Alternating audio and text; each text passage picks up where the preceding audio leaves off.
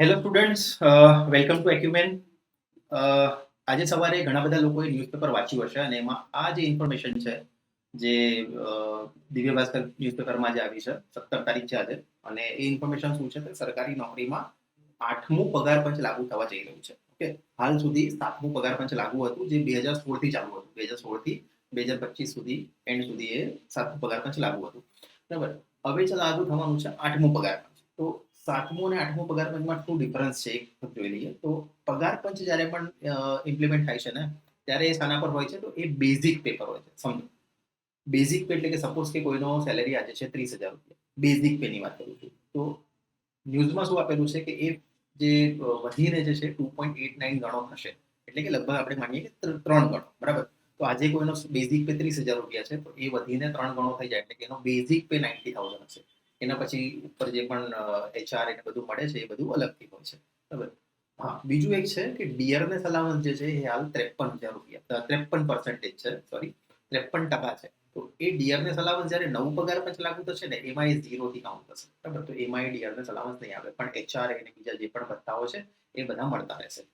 તો કેટલો વધી શકે છે સેલેરીઝ ને બધું જાણીએ તો એના પહેલા આ વિડીયોને લાસ્ટ સુધી જોજો, કેમ કે આમાં ઘણી બધી ઇમ્પોર્ટન્ટ ઇન્ફોર્મેશન છે કે આ જ પગાર પંચ લાગુ થશે એના પછી સરકારી નોકરીમાં જે સેલેરી મળવાની છે એ કેટલી વધશે, એનો ઇમ્પેક્ટ શું આવશે, નવી ભરતીઓ આવશે કે નહીં આવે, એ બધી જ ઇન્ફોર્મેશન આ વિડીયોમાં આપણે તમને આપીશું.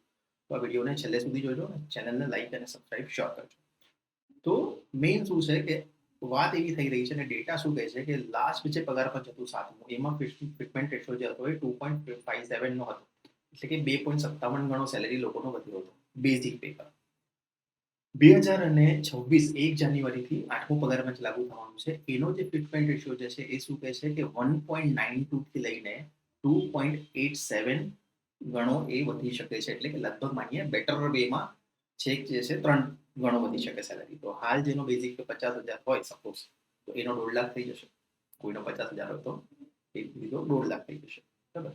તો આ જે છે ફિટમેન્ટ રેશિયો એ 1.92 પાસે જાય એટલે કે ડબલ 2 ગણો થાય. તો જે 50,000 વાળો હતો એનો લાખ રૂપિયા સેલેરી થાય. સમજો. બીજું શું છે કે જો હાલ આ જે પગાર પંચ જે છે એ પહેલા લાગુ થશે સેન્ટ્રલ લેવલ પર. સેન્ટ્રલ લેવલની જેટલી જોબ છે એના પર લાગુ થાય છે સૌથી પહેલા, એના પછી એ સ્ટેટમાં આવે છે. તો હાલ આજના તારીખે જો કોઈ જુનિયર એન્જિનિયરના પોસ્ટ પર કામ કરે છે ને જો એનો બેઝિક પે જે છે સપોઝ કે બેઝિક પે એનો 30,000 40,000 50,000 હોય તો એ ડબલ થઈને કેટલો થઈ શકે છે? એના ડબલ થઈ શકે. 30 વાળાનો 60, 40 વાળાનો 80, એ રીતે થઈ જશે. લોઅર સાઈડ પર, હાયર સાઈડ પર જોઈએ તો એ 3 ગણો વધી જવાનો છે. બીજું, નવું પગાર પંચ આવવાની સાથે જ ગવર્મેન્ટ પર થોડોક જે બોજ પડશે, એટલે કે જે સેલેરી લોકોના વધશે એના કારણે શું થઈ શકે છે તો નવી જે રિક્રુટમેન્ટ આવવાની છે કદાચ એ ઓછી થઈ શકે. તો 2025નું વર્ષ અને 2026નું વર્ષ જેને પણ ગવર્મેન્ટ જોબ જોઈએ છે ને એ લોકો માટે આ ગોલ્ડન પીરિયડ છે બોસ. લઈ લેજો, કેમ કે એના પછી તમે ડેફિનેટલી જોશો કે રિક્રુટમેન્ટ ઓછી થશે. તમે હમણાં જ તમે જોતા હશો જાન્યુઆરીના 15 દિવસમાં જ તમે જો ઘણી બધી રિક્રુટમેન્ટ આવી. સેન્ટ્રલ લેવલમાં તમે જોશો તો એચપીસીએલ છે, ત્યાં એની રિક્રુટમેન્ટ આવી. પછી રાજસ્થાનમાં જે એની રિફાઇનરી આવેલી છે ત્યાં રિક્રુટમેન્ટ નવી આવી. એસએસસી જેઈના આરઆરબી જેઈના કેલેન્ડર આવ્યા. તો ઘણી બધી રિક્રુટમેન્ટ એવી આવી છે કે જે ઇન્ટિમેટ કરી રહી છે આપણને કે બોસ હમણાં જ આ જોબ નીકળી જશે નવી. એના પછી લગભગ, કેમ કે તમે જોઈ શકો છો 3 ગણો અગર સેલેરી વધે છે ને આખા ઇન્ડિયાના જેટલા પણ ગવર્મેન્ટ ઓફિસર છે એ લોકોનું 3 ગણો સેલેરી વધવાનું. તો ડેફિનેટલી શું થશે કે મોંઘવારી વધશે. કેમ કે લોકો પાસે પૈસા આવશે.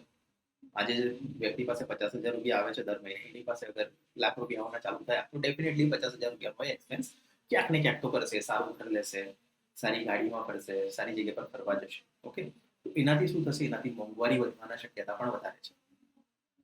આનો એક ઇમ્પેક્ટ શું થઈ શકે છે? તો આનો ઇમ્પેક્ટ એ થઈ શકે છે કે પ્રાઇવેટ કંપનીઝ પણ થોડું કંઈક વિચારશે આ પગાર પંચ, જે સરકારી પગાર પંચ જે વધવાનું છે એના સામે પ્રાઇવેટ વાળા શું કરશે? પ્રાઇવેટ કંપનીઝ પણ ટ્રાય કરશે કે આ સેલેરી વધે લોકો.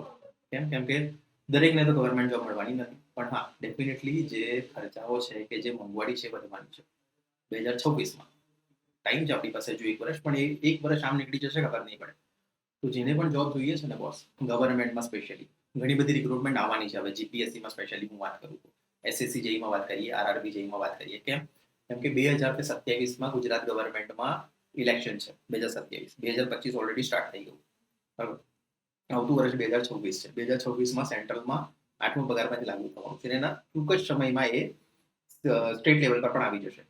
તો 27માં ઇલેક્શન, 26નું વર્ષ ભરતીનું મોટું વર્ષ અને 25 જે પણ ઇલેક્શન હોય એના આગળના 2 વર્ષ એટલે કે ઇલેક્શન યરના પ્રાયર 2 વર્ષ જે હોય 25 અને 26નું જે વર્ષ છે એમાં સરકારી ભરતીઓ ખૂબ વધીને આવશે. એ તમે જોયું હશે આપણા જે નવા ચેરમેન આવ્યા હસમુખ પટેલ સર એમણે પણ ટ્વીટમાં કરેલું છે કે મેક્સિમમ ભરતી આપણે બહાર લાવીએ એવો પ્રયત્ન કરી રહ્યા છે. એટલા માટે ડિપાર્ટમેન્ટ પાસેથી બધા માંગણા પત્રો મંગાવવાના ચાલુ કરી દીધા છે. અને તમે જોશો આજે 17 તારીખ છે, લગભગ 31 જાન્યુઆરી પહેલા તમને જીપીએસસીનું નવું કેલેન્ડર મળી જશે. ઓકે, તો આ ઘણી મોટી ન્યૂઝ છે. 8મું પગાર પંચ લાગુ થઈ જશે 2026માં અને તરત જ સેન્ટ્રલ સ્ટેટમાં પણ લાગુ થવાનું છે. તો આ ઇન્ફોર્મેશન બહુ ઇમ્પોર્ટન્ટ છે. જેને પણ તૈયારી કરવી હોય ચાલુ કરો. આપણી ચેનલ પર જઈને લાઈક અને સબસ્ક્રાઇબ કરો આપણી ચેનલને. અહીંયા ઘણા બધા વિડીયો તમને મળશે, ઘણા બધા કન્ટેન્ટ અમે નાખવાના છે હવે. અને બે ઇમ્પોર્ટન્ટ વસ્તુ, જેને પણ બેચ જોઈન કરવી હોય તો નીચે નંબર છે 9879387738 એ નંબર પર તમે કોન્ટેક્ટ કરી શકો છો. અમારી એપ્લિકેશન છે ગૂગલ પર એડ એકલવ્ય, તમે જઈને ત્યાંથી એડ એકલવ્યને ડાઉનલોડ કરીને ત્યાં પણ તમને ફ્રી કન્ટેન્ટ મૂકેલા છે એ પણ તમે એક્સેસ કરી શકો છો. ઓકે, તો ચાલો મળીએ નેક્સ્ટ વિડીયોમાં. Thank you very much.